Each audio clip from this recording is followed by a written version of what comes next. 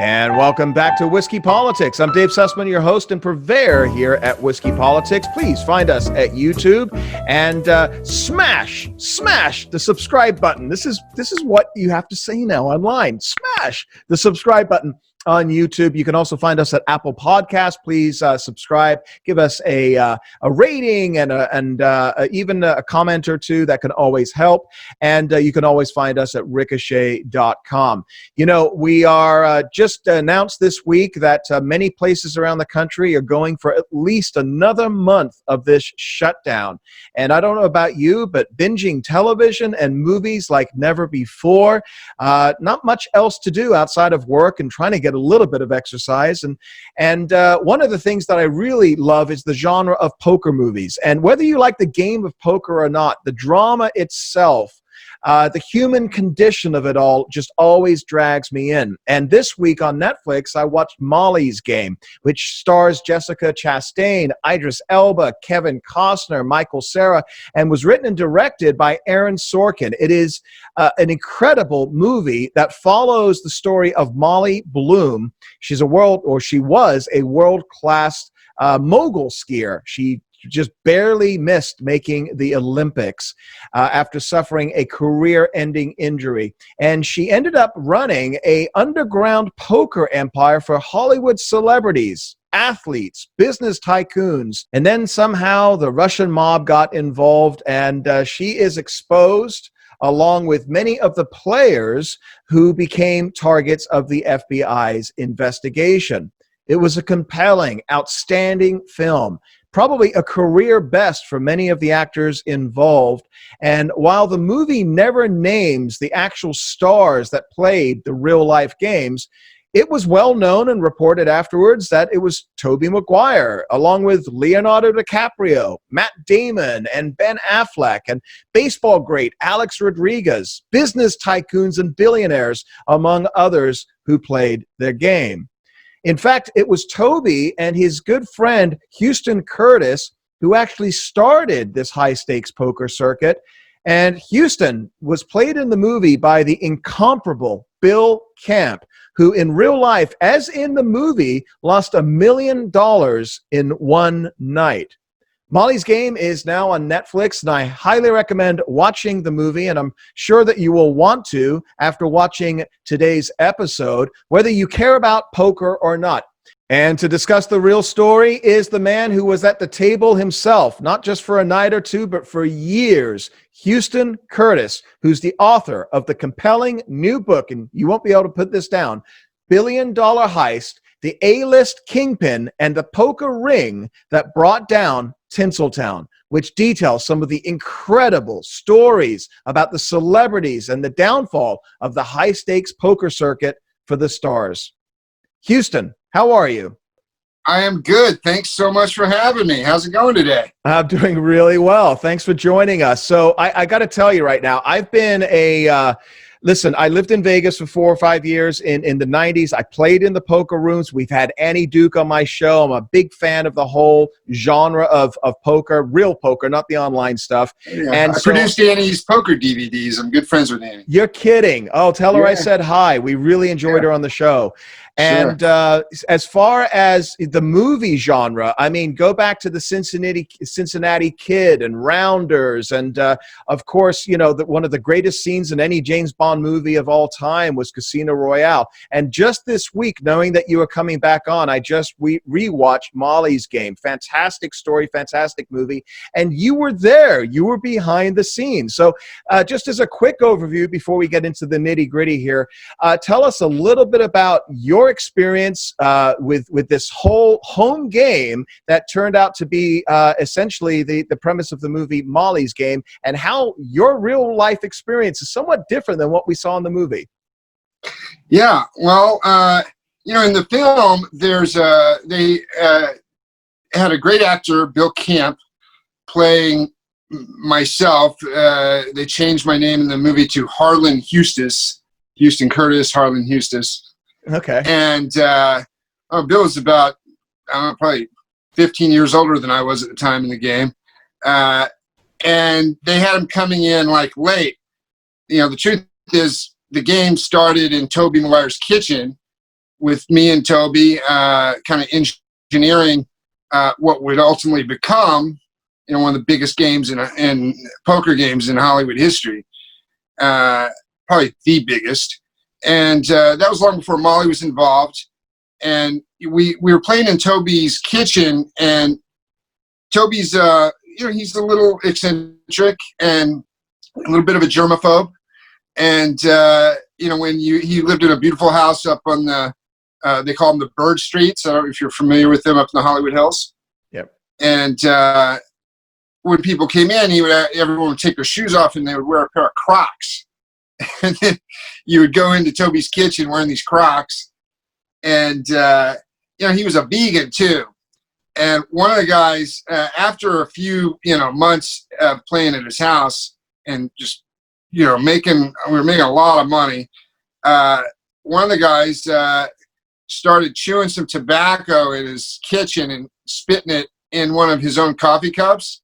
There's this guy, Kevin Washington, who's like a Montana billionaire, or the son of a billionaire. And after the game, Tobey's like, dude, we got to figure out a way to get these scumbags out of my house. And he said it lovingly, but he didn't like the pepperoni pizza. He didn't like the guys chewing tobacco in his house. He sounded like he was kind of high maintenance, right? I mean, he's like, once you become that big of a celebrity, did you know that celebrities of that stature carry their own toilet paper when they fly into different cities? That's one thing. No, Tobey's great. He was one of my very dear friends, and I really didn't like the way that he was portrayed by Molly. And Molly was like a little sister to me. At first, I didn't want to write this book for a lot of reasons, because I knew if I wrote it, I would have to tell the truth, the whole truth, and nothing but the truth. And the reason I wrote it is because, as entertaining as Aaron Sorkin's take on Molly's story was, there's just a lot of things in there that were not true. And the true story is a lot more entertaining than, in my opinion, than the story they told. And they couldn't tell that story because Molly never really knew the truth behind the game. Okay, so let's draw the big picture, and then I want to kind of go back through history with you here because I'm fascinated by all of this. So, first of all, the quote unquote home game, Peninsula Hotel, the Four Seasons, the Viper Room in Los Angeles. This is where you and I guess you got folks like Leonardo DiCaprio to use their names to bring in other stars. You had Matt Damon, you had Ben Affleck, obviously Tobey Maguire, Spider-Man fame. He made tens of millions of dollars, and you brought these folks together. Tell me how this happened for you, how you met Tobey, and how this home game originally evolved. Well, I first met Tobey at the Commerce Casino that's where, by the way, that's in the movie where Harlan Hustis, I guess the guy that played you, that's where they found him, right? Yeah, because Molly knew that's where Tobey and I met. Everybody did.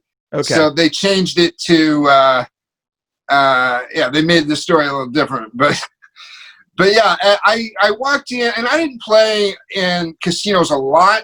I've been playing in private games all my life, and I've always thought, I'd much rather sit down in a private game with four fish than sit in, Bobby's room at the Bellagio with Phil Ivey and Dora Bunsen. I love talking to those guys, but when I play poker, it was always it was fun, but it was about making money. And they set me down next to Tobey, and I think we hit it off because everyone there was super starstruck.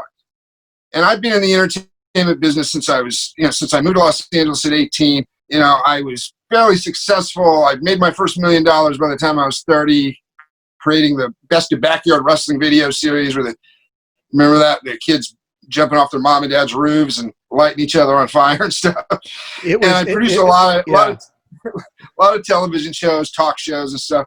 Anyway, we had a lot of kind of mutual friends in common, and we both noticed how some of these guys who were like grinders, like, you know, real just nitty grinders who were there to make rent money, played bad in front of Tobey because they were starstruck.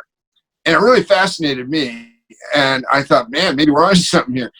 And we just kind of held up. I bluffed him out of a big hand, and he was like a sponge wanting to learn the game. And everyone could tell he was going to be good right away. And he wouldn't let up, asking me, you know, what'd you have? What'd you have? What'd you have? Normally, I would never tell. I thought, oh, maybe it'd be a good idea for me to spill the beans. And I told him, and that just led to us talking more. And then I invited him to another big game I was playing at this guy Reagan Silver's house, who was a big class action lawsuit winner out of Texas, who invested in like a big tech stock and became a multimillionaire and moved out to Hollywood. Really nice guy. Anyway, Tobey showed up at the game, and next thing after that night, he invited me to his game, and then it just clicked, and we started talking about, you know, hey, we could really build something that, you know, could make a lot of money and be a lot of fun. So that's kind of how it started. Do you think Tobey was incentivized by the money aspect of it, or is it more from the standpoint of his personality? He just he was played by the Michael Cera character, right, or the actor in the movie, correct? That was his role. I thought that was an odd choice personally, but yeah, that Player X they called him. Player X, who's played by Michael Cera, who played Zuckerberg in Facebook movies. Aaron Sorkin did this. He directed this film. The interesting thing was that, you know, when you watch it, you're trying to figure out, if you don't know your story, you don't know who the actor is, but that was Tobey Maguire, correct? That's Tobey. The next recruit, Player X. I'm all in. Player X subscribed to the belief that money won was twice as good as money earned. He lived to beat people and take their money. Here's Player X talking one of the guests into folding the winning I hand. swear on... Look at me. I swear on my mother's life I have you. Player X was the best player at the table, and tonight, this guy was the worst. He's staring at his cards. Even a reasonably good amateur would know it was mathematically the best hand, which in poker is called the nuts.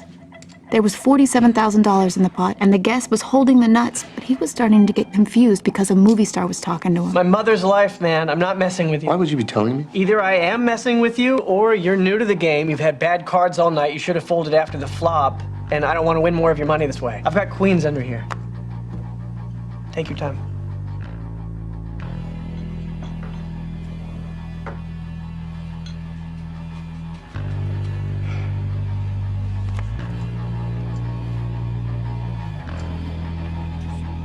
Fold.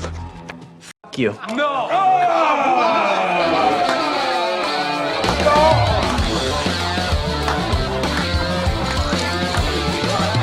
A fish is a particular kind of player. A fish has money. A fish plays loose and doesn't fold a lot. A fish is good, but not too good. There's an ATM in the hall, bro. The Cobra Lounge may have belonged to Dean Keith, but the game belonged to Player X. People wanted to say they played with him, the same way they wanted to say they rode on Air Force One. My job security was going to depend on bringing him his fish. But where would I find people with a lot of money who didn't know how to spend it and liked to be around celebrities? He didn't need the money then. So what do you think his motivation was to play poker at those high stakes? At first, I think he's just kind of like me, fascinated with game and game theory, and maybe I think people who really become entrenched in poker, a lot of us equate it to life in a lot of ways. And when you're at the poker table, you know, every problem you're having in your life, every deal you're trying to make, every obstacle you're trying to overcome, that all goes away, and all those obstacles come down to the poker table.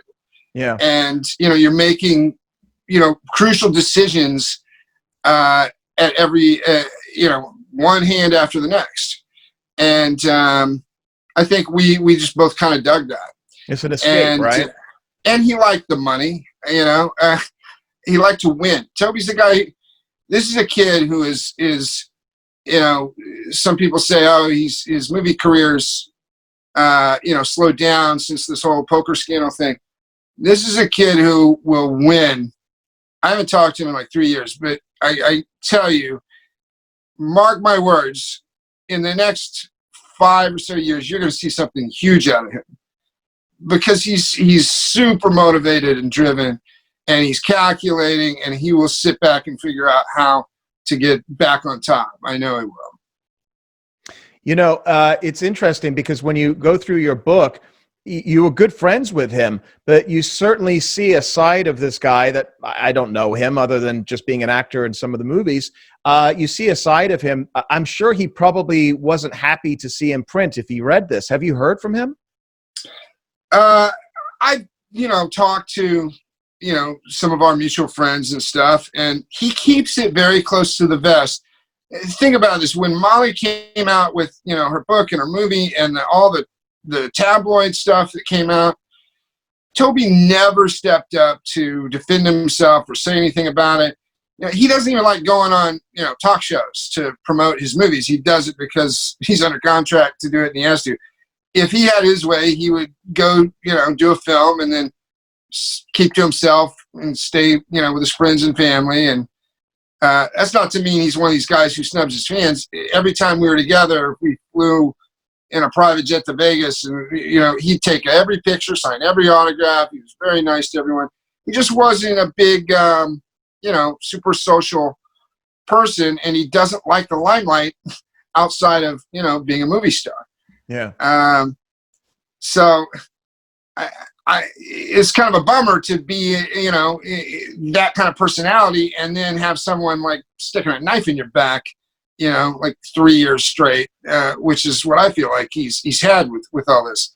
But yeah, he's even going to read some stuff in my book that he's not going to like, but I think he's going to understand it, because the whole purpose for me writing this book was about just telling the truth. And I think Tobey's a big fan of the truth. So even the stuff that he may not like to see in print, at least he'll know it's accurate, So you and Tobey decided that you wanted to try a home game. Talk to us about how that started to involve Leonardo DiCaprio. Well, we devised a little. We cooked up a plan, and Leo was a big part of it in the beginning.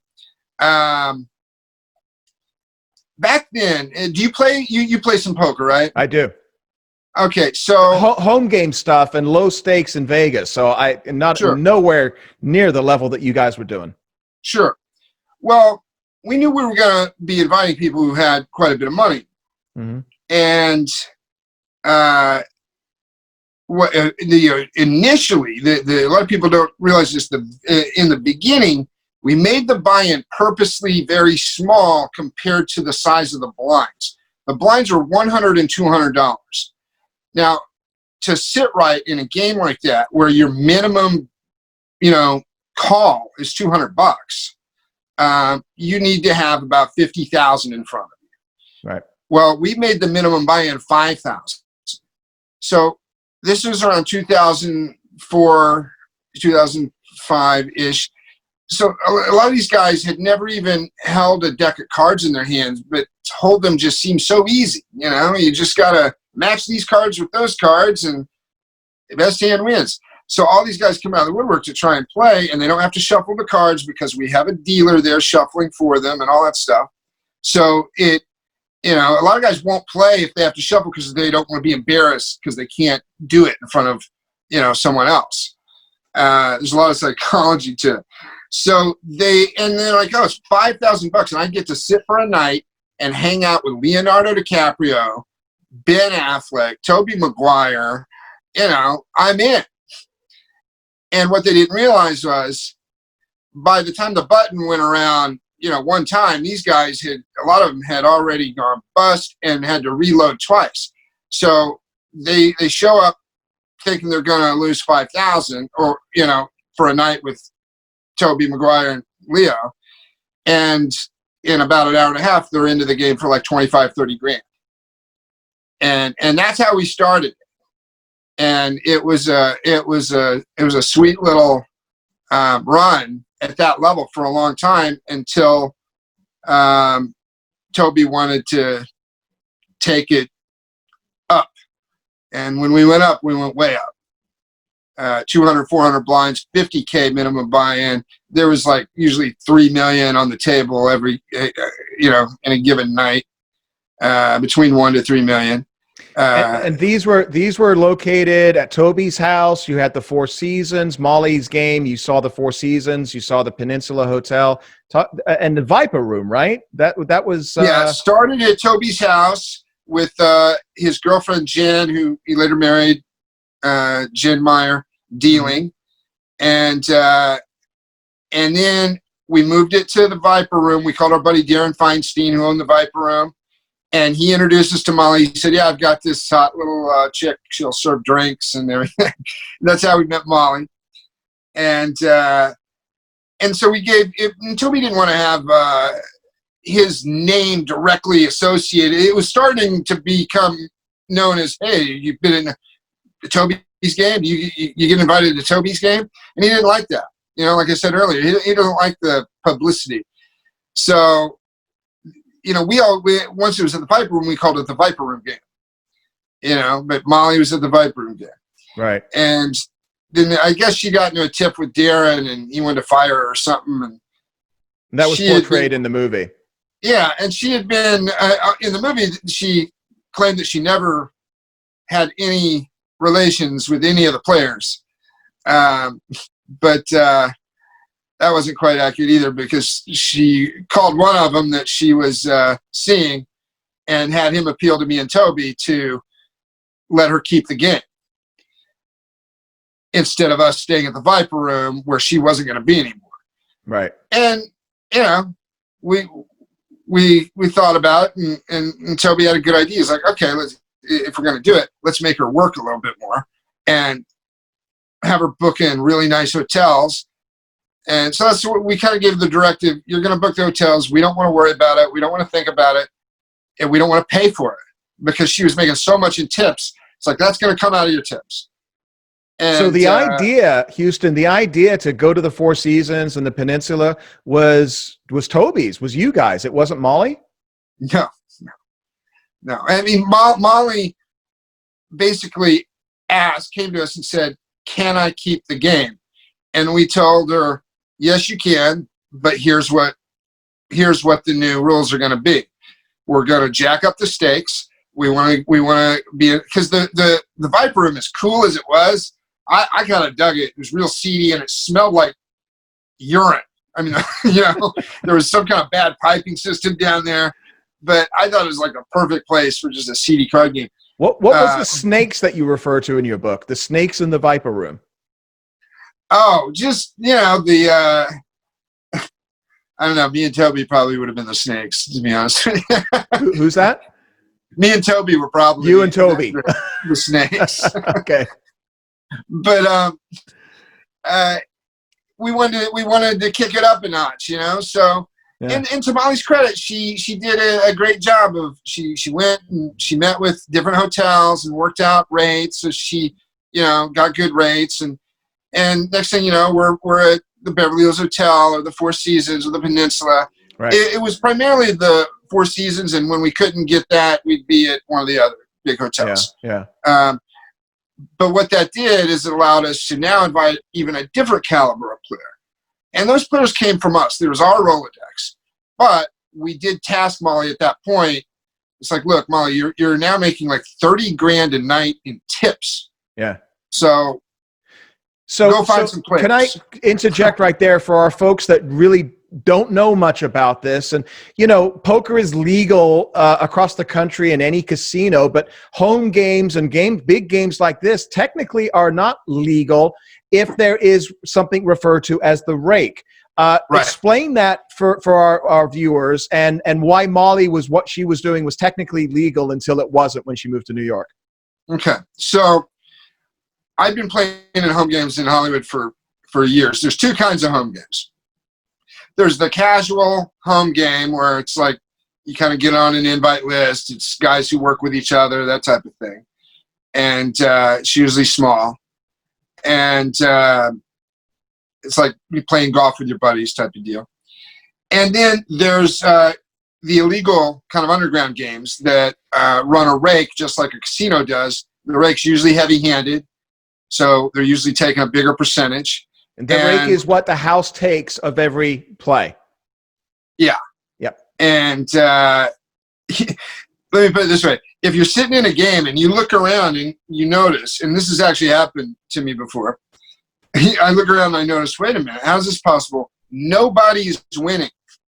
When no one at the table is winning, that means the rake is a little heavy. They're taking a little too much out of the pot, right? Because someone's always supposed to at least appear to be up. And some of these games, they play out in the valley, and they play all over Los Angeles. And some of them were, a little dangerous and a little seedy. And I played in these games pretty much my whole adult life. And so we didn't want to bring that flair to this. And what Tobey had done at his house is he kind of induced this tipping idea with Jen, his girlfriend. Jen wanted to play. Her dad's Ron Meyer, who's runs Universal, and Ron's kind of a notorious gambler, and but instead of playing, Tobey said, well, you can deal, but we'll still be counting our money at the end of the night because we'll get everybody to tip you for dealing. And we took that philosophy into the Viper Room with Molly, and then Darren, her boss at the time, kind of helped reinforce it. That was semi-accurate in the movie, the way they did that. And it just kind of steamrolled until it really got out of hand. The truth is we could have hired someone for, even if it was $1,000 a night. I mean, that would be pretty great money for one night's work. Making phone calls and booking a hotel, which she always stayed in after we all left. So she got to stay in a 5-star hotel every couple times a week. But I didn't care. I was making so much money in this game that I was happy to see Molly making dough. And Tobey didn't care for a long time either, until all of a sudden weird stuff started happening. Like she showed up, in a Bentley. So now we got the quote host of the game, driving a Bentley while guys are losing $500,000 a night. Yeah. And it didn't look good. It didn't sit well. It didn't sit well. So you talk about hooking the fish, okay? These are other players. How did you guys entice other big players, other big names to come to Four Seasons or wherever it may have been? Well, the game, it was one of those things where we didn't even have to do much work. After we kicked it off with Leo, and Tobey was always there, and then Affleck started showing up on a regular basis. Everyone people around the world knew about this game. Where's Dean? I'll be hosting a game in this suite every Tuesday night. If you play tonight, you'll be guaranteed a chair for a year. If you'd prefer to play at the Cobra Lounge, there'll be no hard feelings.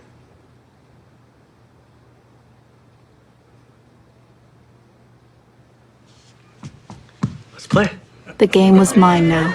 I incorporated, and Molly Bloom Event Planning was born. I paid taxes and 1099 my employees. I never became romantically or sexually involved with any of the players. The game would have fallen apart. This was back when I was still making good decisions. And I went to a lawyer to make absolutely sure all this was legal. So people were dying to get it. And we would kind of sift through them and pick and choose, How did you qualify them? What were your parameters there? Well, for instance, it's pretty obvious if Guy Laliberté of Cirque du Soleil he owns Cirque du Soleil. He created Cirque du Soleil, yeah.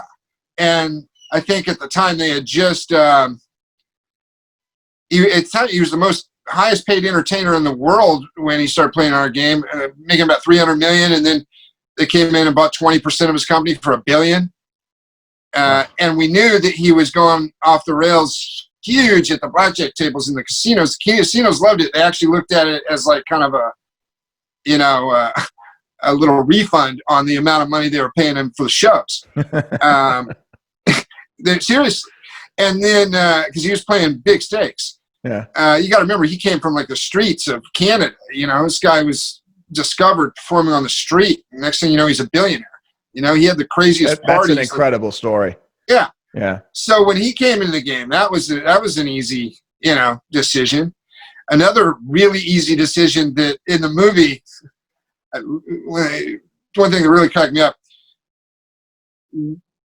they talk about the World Series champion in the film, and Molly has this discussion with Player X, or Jessica Chastain does, about him coming, and Player X is like, why would we want to invite a World Series of Poker champion?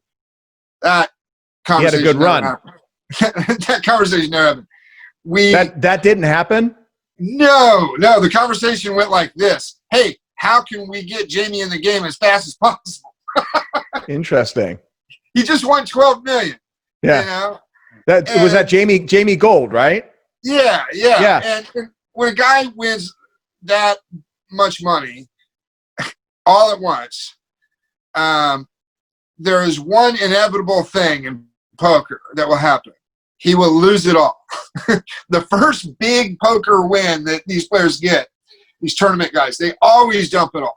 Yeah. And where's Chris Moneymaker today?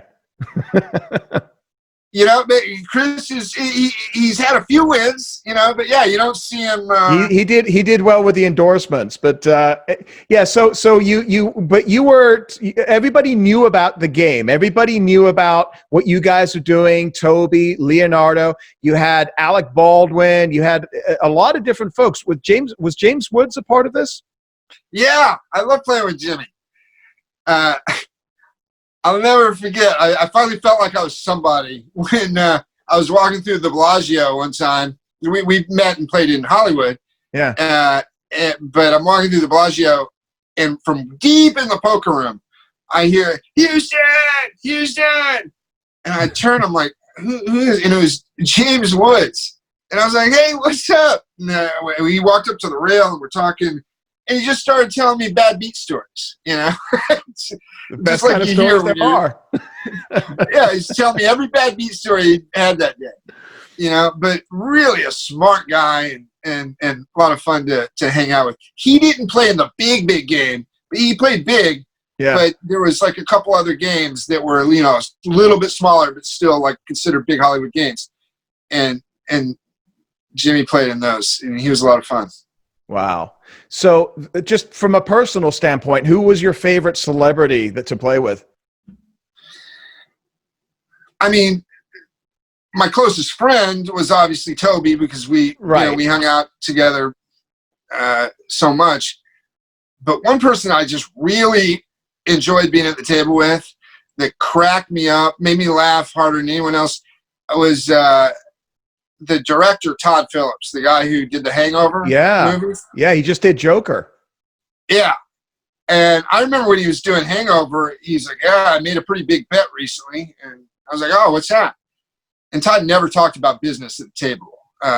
It was always, just laughs and good times. But this one time he did, and he said, I'm doing this movie, and I forget if they didn't want to let him cast it the way he wanted to, or they didn't want to let him make it a rated R comedy. And they're going to pay him $7 million to direct it. He's like, so I tell him keep the $7 million, but he wanted it on the back end. And I was thinking to myself, wow, that's a big bet. And so I went out to see the movie right away when The Hangover came out, and I called him from the movie theater, and I was like, yeah, dude, I think you made a good call. It was the highest grossing R-rated movie at the time, wasn't it? Yeah. And right after they did the testing, he told me that they came back to him and tried to get him to take the money. They're like, are you sure you don't want the director's fee? Because you never know what's going to happen. He's like, no, All right. made my bet. I'll live with it. So Todd Phillips, good guy. Todd Phillips, good guy. Great guy. Some celebrities that you met that you didn't care for.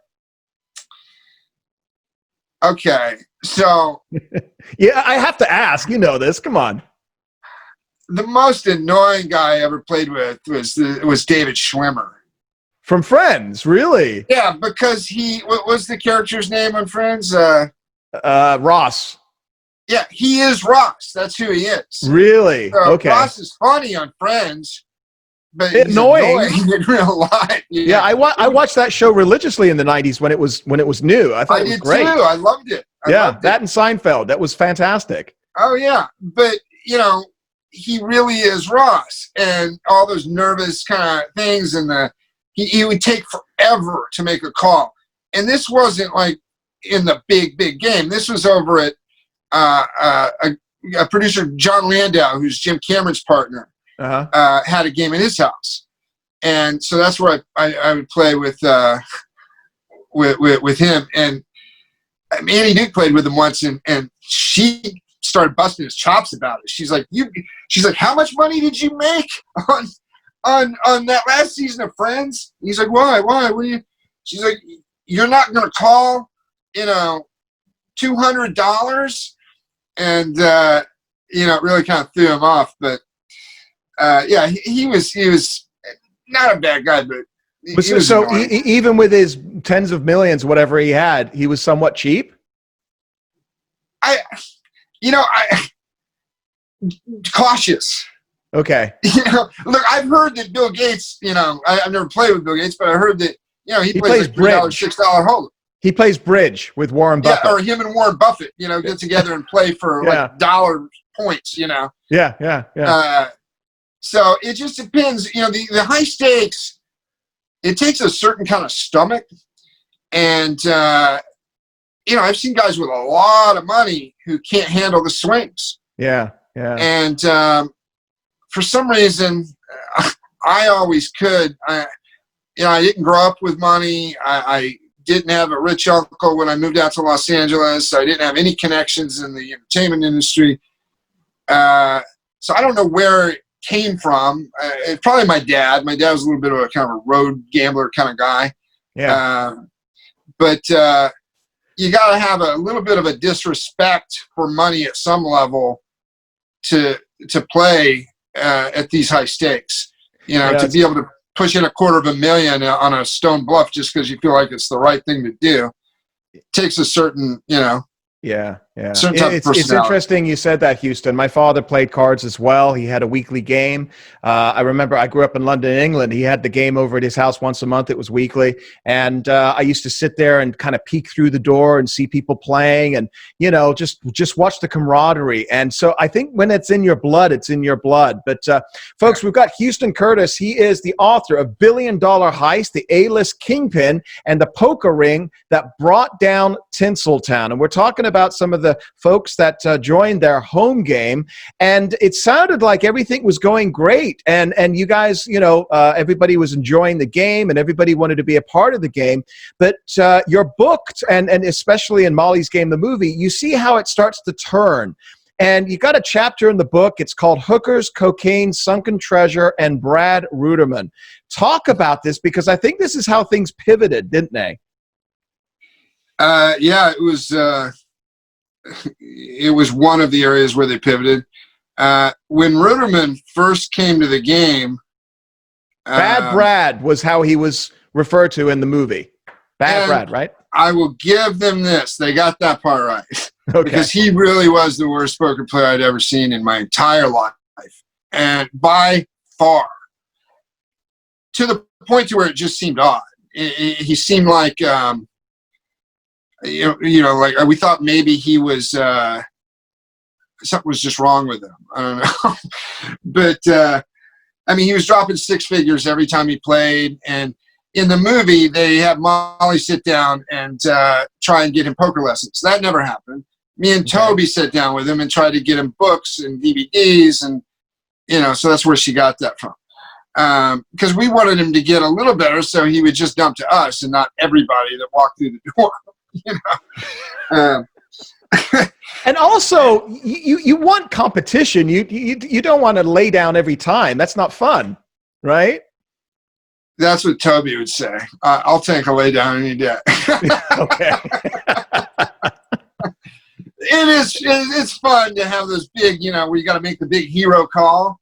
Yeah. But that's like campfire story time stuff. Yeah. But you've got a personal vendetta that we'll get to that in just a couple of moments. But yeah. So for folks that hadn't seen the movie or read the book, Brad, he came from financial services. He had a hedge fund. Is that what it was? Yeah, he had a $55 million hedge fund. Yep.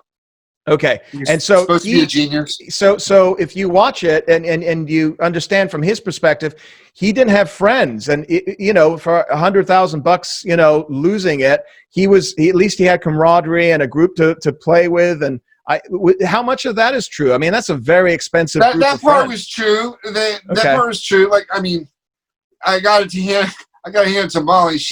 Once we got a player there that we liked, at that point she did a good job of keeping. I mean, I think she went to the guy's mother's funeral, for God's sakes. Wow. She tried to set him up on dates, and you got a guy who's like got $55 million. You set him up on a date, you would think, all these girls would be wanting to date him. I'll date him for $35 million. I know, right? He was like such an odd dude. Yeah. And, I think he was not a bad looking guy, but I think he was like a woman repellent. He probably just, like he played poker, he probably just said all the wrong things on a date, Yeah, yeah. And, but none of us knew that, we thought he was like an idiot savant, because Alec Gore's a billionaire who is probably one of the smarter guys you'll ever meet, who's bought, at that time, he had bought 90 companies in leveraged buyouts and made millions of dollars on every single one of them. Alec had 10 million with his fund. So I'm thinking, wow, if Alec's got money with this guy, he must really know what he's talking about. And we had two other big hedge fund guys in the game, John Brooks and Mike Baxter. And every time you'd ask those guys, hey, how's the market? They'd be like, invest in yourself, stay out of the market, it's horrible. Mm. But whenever you talk to Brad, we're up 2%, up 2.5%, it was always, a good story. And I was actually sitting at the game when Alec Gore said, this is around 2008, before the market crashed and my life exploded. Mm-hmm. Alec said, hey, just a casual conversation. He said, by the way, Brad, I'm going to need to pull the 10 million. Some of my financial guys see there might be a few bumps in the road coming up. Wow. And sure enough, a billionaire is going to know that the entire economy is about to collapse. Did he short the market? No, he wanted to pull his money out of the fund, and Brad said, yeah, I'll get it for you in a week. I mean, did he short the market? I don't know. But he was getting his money out of Brad's fund, and then I didn't think much of it. After that, I just thought, Alec knows something that we don't, big surprise there. And 2 weeks later, they arrested him, and he had been turning dollars into dimes at an alarming rate. He had whittled his entire fund down to like $500,000. And they started coming after everybody. And this is at the same time, Molly's already gone. Okay. We kind of jumped ahead in time. Yeah. And we can jump back easy enough. But Molly's gone and in New York and screwing things up in New York by raking games. And they used that as leverage on her to name names and amounts to kind of cop a plea with, her shenanigans over there. And so she gives all of us up every single dollar that was paid to any one of us from the game from Ruderman. And of course, I took $750K from him. Mm-hmm. And, I wake up one day in my house from being worth $3 million to $1.1 million, and let's put a $750,000 lien on it. Yeah. And I mean, that's when I ended up having a heart attack, and I died on the table, and all kinds of horrible, horrible things started happening. My life just fell apart. And, it was a crazy time. It was also the financial crisis. You lost a ton of equity in your home. It was My a perfect business, storm. yeah, my business that was doing great. You know, I was in the, I produced television shows, but a big part of my core business at that time was direct to video. And that market just was one of the first to go when the financial, meltdown happened. And all these big distributors, I was a label, and all these big distributors started stiffing their labels. And, before I knew it, I was, kind of, my poker bankroll was depleted, and, things were getting really bad. All the way up to the $1 million loss I ended up having that one fateful night. Talk about that, because Tobey Maguire was involved with you after that, wasn't he? What happened? Yeah. Well, it was a bad night. So we were both stuck, and by some miracle, I don't know, Chuck Pacheco used to say that Tobey had a golden horseshoe stuffed up his, what? By some miracle, Tobey gets out. He gets unstuck. And as soon as he does, he had the biggest smile on his face. He's like, all right, I'm going home. See you later. Fist bump, and he was gone. And then I'm sitting there. And there's some guys that I, probably won a lot of money from over the years that were kind of having their turn at me. Andrew Sasson was one of them. The guy who, really smart guy, started all the big nightclubs in Vegas, Club Light and all that. Okay. And Bob Safai, and then in walked Rick Solomon of One Night in Paris fame. That was Paris Hilton. That's the other guy, or the second person in the Paris Hilton sex tape. He is the guy. It was him and Paris. He shot. Yeah, that's what I mean. It's like everybody knows Paris Hilton, but who's the dude? It's him. Right. You're saying. Right. That was Rick. Yeah. And his nickname, lovingly, he was called Scum by all of his friends. Skunk? Scum. S-C-U-M. And but when I first met Rick, I noticed he had a lot of friends, in high places, and he was very respected. He's the kind of guy who was a little street, but if you shook the guy's hand, you knew you had a deal that would be honored. He was a very honorable guy. Okay. But he also had some demons, and he brought those demons with him that night, which is why I stayed, because I thought, okay, this is how I'm going to get unstuck. Like Tobey got unstuck earlier. This is my shot. And before you know it, it was my wife's birthday the next day. That was true in the movie.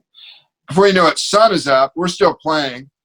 My wife was at the Polo Lounge having a luncheon with Tobey's wife, and I was supposed to have a big party for her that night. And it's 1 o'clock in the afternoon. I'm still at the Four Seasons.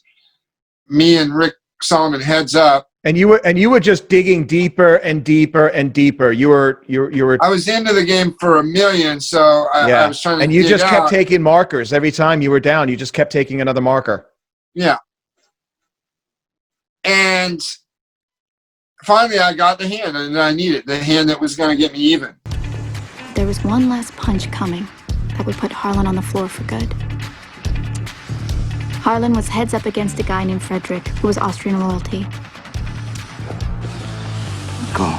Harlan had pocket queens. His Excellency had ace king. They were both in 65K pre-flop. Flop's queen 7-7. Harlan has a full house again, queens full of sevens, with 3 rounds of betting in front of him. The Count has nothing. All in. And the Count goes all in. He wants Harlan to think he's got 2 more sevens under there. Call. Nope, says Harlan. He's not falling for this again, and he snap calls all in. There's $750,000 on the table. Diego burns a card and deals a turn. A king. Otto von Bismarck now has 2 pair, kings and sevens. The 2 pairs nothing next to a full house. And at this point, the only hand left that can beat a queen full house is a king full house. Captain Von Trapp left 2 pair and rivered into King's full. We got into a hand that basically he had absolutely nothing pre-flop. He had absolutely nothing on the flop. He had absolutely on the turn when all the money went in. He had picked up a gut shot, and you know how. Yeah, it was runner. So he in the movie it's king, right? On the what was it? On the turn and then on the river. Every hand in that movie. Here's a little exclusive for your show. All right. Every single hand in that movie was told to Molly by me. She didn't know any of the hands. So during the making of the film, she would call me, and maybe it was when she was writing the book too, I don't know. She would call me to tell her what cool hands were. And I would say, well, this hand or that hand. So that hand, and it was a real slap in the face that she made that hand against me. That hand in real life didn't happen against me. It was a similar, hand, but it was just such a great hand. I guess they just wanted to make that my $1 million loss. That hand was actually a funny story. This guy Dave Garden, who's made millions of dollars in the circuit breaker business of all things, was playing with this guy New York Cliff, we called him, who ended up being the guy that ran the game that Molly moved to New York to host. And Dave makes an announcement. He says, if I get in a pot and win over 300,000 in the next orbit, I will give Bird was this girl who was rubbing his feet. He was getting a foot massage. So I'll give Bird $5,000, and I'll give Snowman, this guy who is a relief dealer and kind of just an unlucky poor sap who we call him Snowman because it's right here. I'll give Snowman $20,000. Now, $20,000 would have changed this guy's life. And Dave was the guy who picked up the queens and flopped queens over sevens. And New York Cliff moved in with ace king and hit miracle, runner. You could see Snowman's hand tremble when he put the last ace down because he knew he just lost $20,000. Yeah. And Dave just shrugged it off like, that's my luck. But the real hand against Solomon was he just had no hand, and I had a monster hand. You had a boat, right? No, I flopped top set. And with queens. Okay. And all the money went in on the turn. I was leading the whole way. I bet 60,000. He called. Then it was like 100,000. He called. Then on the turn, he pushed all in. What was he calling on? Because he didn't hit until the river. Right. He was, when I asked him later, he's like, I was gonna bluff you anyway, but then I picked up a gut shot. So he was, you call it I guess some people call it a semi-bluff because he still had 2 outs in the deck, 2 cards in the deck. And he hit one of them, of course. Low percentages, though. And it was insane. But this stuff, when you play these many hands, as many hands as we did, you'd see everything. Yeah. But seeing it for $1 million was one thing, and that was a rough ride home, man. So you had your wife's, was it her 40th birthday that night? At least that was portrayed, I think, in the movie. I think so. Yeah. And you had a surprise party, and you were talking about all the wonderful food and everything for her. Yeah. Dude, yeah. What happened, man? That ride home, and then what happened at home? Tobey called me on the way home, and I picked up, and he's like, I just want to make sure you're not driving off a cliff. And he knew, how much that was going to sting. And then I got home, and I was upstairs in the bedroom just sitting there, like, trying to figure out, because everything else was going south, the market, the house value, the getting stiff from my distributors. It was all happening at once, and I just felt like, why is this all happening? And then my little girl, I had 2 daughters, Chloe and Callie. And I think Chloe was 5 and Callie was 3. And Chloe comes running into my arms, Daddy, Daddy. And when I saw her, I just burst into tears, just thinking about your children, wanting to, everything that I had done for them. I wanted to give them everything. And here I was about to have it all taken away. And, it was rough, and it got rougher. And it only got rougher from there. What's that? And your wife's response to any of this? She was supportive, despite what the movie kind of made. Yes, we split up, and she moved to the East Coast, but it was I couldn't afford $35,000 a pop per kid anymore. The LA private schools. Yeah. Or I knew that I was going to be in a position where that wasn't going to fly. But we immediately went into like, how do we solve this? And I think she's like, Houston, you solve problems all the time. Solve it. And I went and I met with Tobey, and they say in the movie that he loaned me the full $1 million. He actually, I didn't need the full $1 million. I had a certain amount in my poker bankroll, but he loaned me $600,000. It was crucial, that was not without some serious strings, right? Yeah, and we scratched it out. I originally proposed to him a fair deal of that I would pay him back 50% of my wins with no exposure on my losses until he was paid back the full amount. And then from a year going forward, I would free roll him on 10%. And that's a great deal. Yeah. I mean, because he knew how much I was going to make in the game. And it's not like he needed the money, right? No, but he I talked to Tobey enough to know he loves making a good deal for himself. I think one of his first movies, he knew everyone else was getting $1 million. The one with Michael Douglas, and he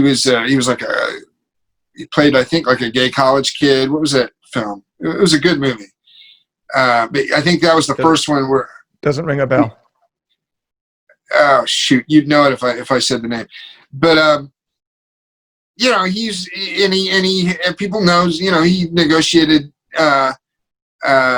shrewdly on Spider-Man, and he had a big piece of the gross on that. And anyway, he wanted 50% of my wins with no exposure on my losses for the next year, which basically meant we go to play on Tuesday, I win $100,000, Tobey gets $50,000. We go to play on Thursday, I win $100,000, Tobey gets $50,000. Then the next week, let's say I lose $100,000. Well, now Tobey doesn't sweat anything, but I've just lost the entire profit from the 2 weeks prior. And I had the ability to sustain that for a while because my win rates were higher than that.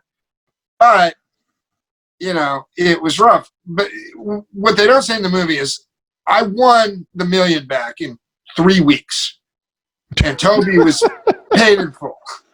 Okay, and I thought everything was gonna be fine then. And then I got to where I owed him like $300,000 on the wins, and he told me, he said, just hold on to him. We'll just keep track.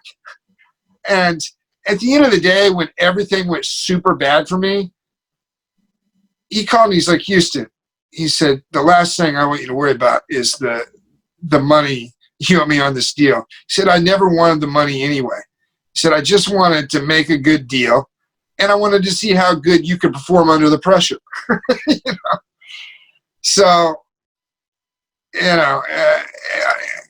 that's the truth of it. Wow. But so many things were happening at that point. I mean, it just got gradually worse. Everything ended up just snowballing on you, didn't it? Yeah, and I ended up dying on the table at Cedars-Sinai, and at this point, my family had moved to Boston, and I was kind of by myself, And what was the medical diagnosis there? They gave me 5. They gave me 5 years. I had heart disease, and they said if this medicine doesn't, there was like maybe 25% of the people that it would work on, the medicine I was taking. And I didn't really it's like it didn't register at first until I ended up back in the hospital a year later, while I was still struggling in LA, trying to, you know, scrape at anything to get my life back together. And, you know, I was like going and playing games for scumbags in the valley who would pay me $3,000 to come play, win or lose, and they'd win 30 grand, and, you know, they'd give me 3 grand. And I was like, I was doing stuff like that, you know, and my television career and everything, I just didn't have the, you know, my head wasn't straight because I'd lost so much, you know. But by some kind of miracle, man, and no one really knows how, when I left LA, my heart was functioning at like 22%. And I started writing this book, and I started remembering, you know, my life. And I mean, they put me on a bunch of antidepressants. I was having nightmares, and, you know, it was bad. But when I started writing this book, I started slowly, you know, feeling better about things, and like, you know, maybe there was a light at the end of the tunnel, or maybe this book would mean something to somebody even if I was gone. I don't know. And one day I got a call. I was eating better, and they changed my medicine, and I got a call from the nurse in town. She was crying when she called. And it's a small town, so that I grew up in Southern Illinois, a little town called Centralia, and everyone knows everyone there. And I thought, oh man, you know, that can't be good. She's crying, and she called me in. She said, it's not bad news, just come right away. And I got in, and the doctor said, well, looks like we beat it. And I said, what do you mean we beat it? You told me it was unbeatable. He said, I can't explain it. He said, but your heart is now functioning just as good as mine. Wow. Yeah.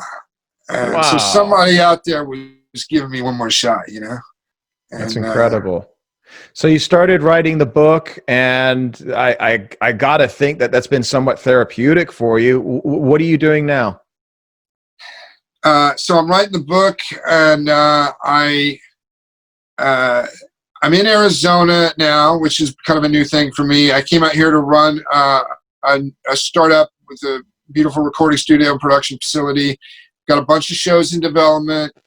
I'm focusing a lot on, you know, when I wrote this book and I said I'm going to tell the truth, I had to tell the whole truth. And that meant coming clean about my years as a card mechanic and playing, you know, living kind of in the shadows and living kind of a double life. And so a card mechanic, for our viewers, you call yourself a card shark. Talk about that and coming clean. Well, a card mechanic is a guy who fixes card games. Like, you put a deck of cards in my hands, I can deal you any hand you want, pretty much. You know, and I've been doing this since I learned how to play poker, and my first magic trick on the same day, taught to me by my dad when I was like 7 or 8. And then a few years later, like one Christmas, I ordered my entire Christmas from remember the Johnson Smith catalog? You too young for that? It was like a catalog, like X-Ray Gog, Snap and Pops, like cool stuff like that. Okay. I ordered all magic stuff. And I ordered this book called The Amateur Magician's Handbook. And that book mentioned another book. It was talking about this move called the bottom deal, dealing off the bottom of the deck. And it said, this isn't a move that, you know, magicians need to learn, but it's something that comes from the gambling world. And I was fascinated. And they said it was in this book called Expert at the Card Table. And it wasn't easy to find books back then, especially one that was written in 1902 by a guy using a false name. But I found it. And that book like became kind of like the Bible for card cheating. And I just immersed myself in that book over the years. And I quit doing magic in front of my friends. You know, like in the 5th grade, I was putting on shows at my school and going down to the mall and making money doing card tricks. Quit doing all that. And, you know, by the time I was like 18, there's pretty much I can do overhand run-ups and riffle stacking and bottom dealing, and and I've been if I put in the hours that I put in with a deck of playing cards, like going to college, I'd probably have like 5 PhDs. Wow. Yeah. So. Yeah, but in poker, obviously you're not the dealer, unless you are dealing. If it's a home-friendly game, where did that serve you in poker? Oh no, you see now they use what's called center dealers in all the casinos, so it's one person dealing. But back even as early in the late in the 80s, up to the 80s, even in the casinos, right, the players dealt to themselves, and it was past the deal. Okay, and when you go in a home game, most of the time around the country, when you're not in LA or New York, most home games are past the deal. Yes. So a lot of card hustlers, road gamblers, they call them, would travel around the country hitting these backroom bar games and stuff where it was past the deal. And there was a lot of sharp players that would get involved with these games, and a lot of card manipulators. And I found these games, I could easily find them. And the easiest way to find a game where you wouldn't feel bad about pulling some shenanigans is to go to a crooked game. And I always found, it's just a fact, that the games that were thrown by the Russian guys and the Armenian guys were always crooked. Every game I ever found in Hollywood that was thrown by Armenians or Russians. You mean, in other words, half the cast of the movie Rounders? Yeah, yeah. And so I'd get into those games, and some of them were dangerous. Yeah. But don't splash the chips, Houston. Yeah. Splash the alligator blood. Yeah. Well, I had alligator blood, that's for sure. I had when I was younger. I wasn't scared of anything. I was too naive to think that these guys might actually pull out a gun and shoot. If you're a magician and you screw up a trick, you're not going to get booked the next time, or you won't get paid. If you're a card mechanic and you screw up in the middle of a big high stakes game, the least that can happen is you're banned. What's probably going to happen is they're going to take everything you got on you, beat the living hell out of you, and send you out of there, with as a signal, right, to anybody who ever tries to. So I went after games that were already dirty, so that way I didn't feel bad about it, and these guys were scumbags, and I didn't mind taking them down. Right. But I would usually, you want to partner with one or two guys when you, and whenever they're running these crooked games, they're called like mobbed up. You get 3 guys in on a game, and it's almost unbeatable. Some of the times, though, I was playing lone wolf against these guys, and so you just had to wait for like unique little opportunities. And how much of the private high-end games are still mobbed up, do you think, in LA, New York, other cities? Oh, you mean how many of them are like to this day, right now? There's still. It's a great question, because I think all of the young poker players have this weird belief that all of a sudden poker is legit. Poker is totally legit. Yeah. There's never any cheating. And if Black Friday wasn't, or if the full tilt deal wasn't a sign on what poker players do when you give them a lot of money and put it in a big account. Yeah. I don't know what it is. Yeah, we talked with Annie Duke on that when she came on the show on that day, and her brother Howard, obviously very deeply involved. But so, are you saying right now that outside of the casinos, that high-end poker games are still pretty much crooked nose? Outside of the casinos? Well, you don't think there could be crooked things going on in the casinos? I don't know. I assume. I'd like to think that it's pretty much equal odds in the casinos. It's down to the cards. No. I'd like to think that too. All right. Okay. So do you still play at all? When I first got out here, I got a call from an old friend, and I found myself over at the Biltmore, and in a big game. I was being staked, and I won 55,000. And Wow. Unfortunately, the guy who lost through the entire party that night, so it was like over 600 grand. So I I'm not going to go hold a gun to the guy's head, but Yeah. and it's only going to end up being 25 grand because I was staked to get in, but that money's coming really slow. Okay. All right. Really slow. Well, it's a skill set, right? And I guess you do what you're good at, but at the same time, you've seen some pretty dark sides of that whole world. Last couple of questions for you, because this is fascinating to me personally. Hopefully, our viewers find it as fascinating as well. I think they will, because this is, I hope so too. I think from your standpoint, you've really been in the inner sanctum, and you call it $1 billion Hollywood heist. I mean, that's the kind of money that you guys are playing with, the billionaires and multimillionaires and celebrities. But outside of that real world, from people like me that play small stakes, I escape by watching the movies, whether it's Molly's Game or Rounders, Cincinnati Kid, whatever it may be. Sure. What would you suggest is the best movie for somebody to watch that is most real?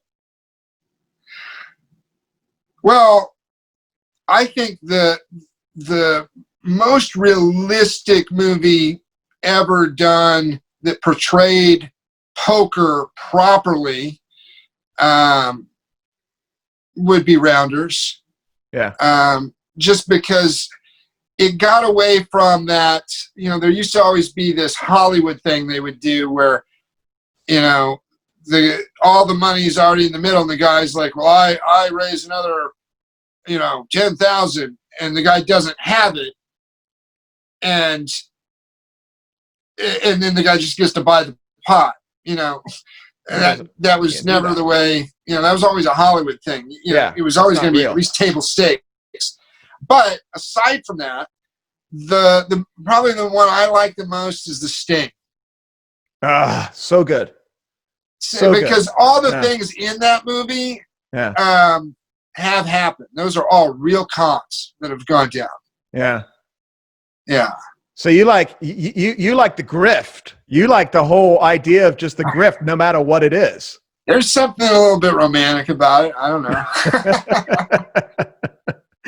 The Sting and Cincinnati Kid, man. Those are two classics, and definitely, every year or two, I'll definitely put them back on. And Rounders as well.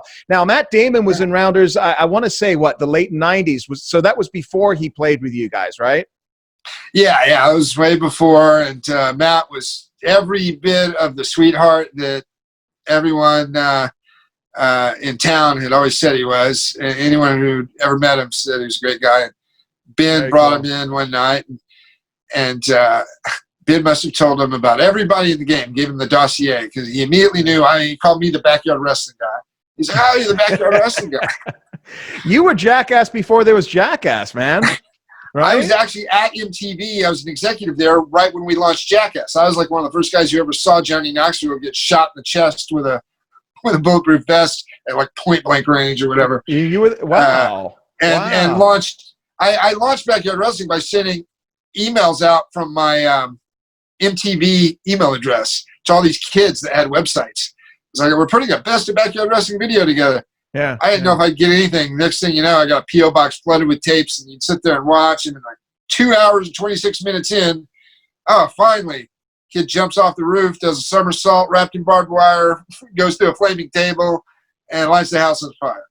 Bingo. We'll use that clip. Very cool.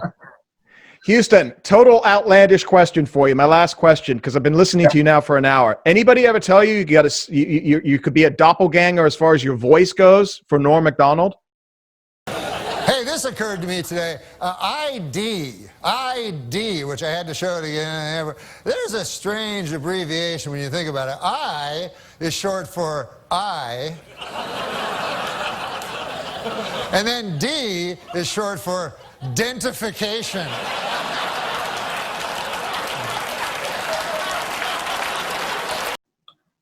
I haven't heard that, but I'm going to go listen to Norm when we get off the show. You just got to throw a few old names in there, like old phrases that old men used to use back in the 1920s, and you could call people and pretend to be Norm Macdonald. They'll hear. Well, the it. next time, if I'm fortunate enough to come on again, I'll have some Norm Macdonald phrases ready for it. Houston Curtis, tell everybody where they could find the book, find you, your websites, anything else you got going. Thank you so much. So, go to Amazon's kind of sold out right now, and don't go to a bookstore; they're all closed. But go to Barnes and Noble has it, and I actually have a link on my website, cardsharp.com, with a K. If you go there, I get an extra 43 cents for the affiliate click-through. So buy it from my site because I need all the pennies I can put together. Folks that are listening to this as a podcast version are now picturing Norm Macdonald saying that. 43 cents. Houston Curtis, thank you so much. Fascinating story. Love this. And everybody check out the book, $1 Billion Hollywood Heist, the A-list Kingpin, and the poker ring that brought down Tinseltown. Curtis, you seem like a really great guy. I wish you the best of luck, good health, much success, and enjoy the dry desert heat there in Arizona. It's starting to warm up there, I know. I will try. Thank you very, very much for having me on. You're very welcome, Houston. Take care. God bless. Talk to you soon. Bye-bye. And wasn't that fun? Holy cow. That's an interview that I could have done for another couple of hours, and I'm sure that some of you are thinking to yourself, I want to know more details. And you definitely will get a lot more details in Houston's book. You definitely want to check out $1 Billion Heist. Also, if you haven't seen Molly's Game yet, check that out as well. Watch it on Netflix. Remember, Bill Camp, he is playing Houston Curtis, and that one scene where he loses that $1 million in that night, it's just so painful. And Bill Camp is a very likable actor as well. So check it out and let us know what you think of this interview. And if you've read the book or you've seen the movie Molly's Game, comment in the comment section on YouTube, and please share this. And you can also find Whiskey Politics on Facebook, and we have an Instagram page as well. And also you can find me on Twitter at David Sussman. Great. Just a fantastic interview. That was a lot of fun. Sometimes it's really good and healthy to step outside of the politics and the economy right now, and just enjoy the art that is out there. And this is definitely one of those times. Thanks again, and we'll be back again very soon here at Whiskey Politics. Cheers.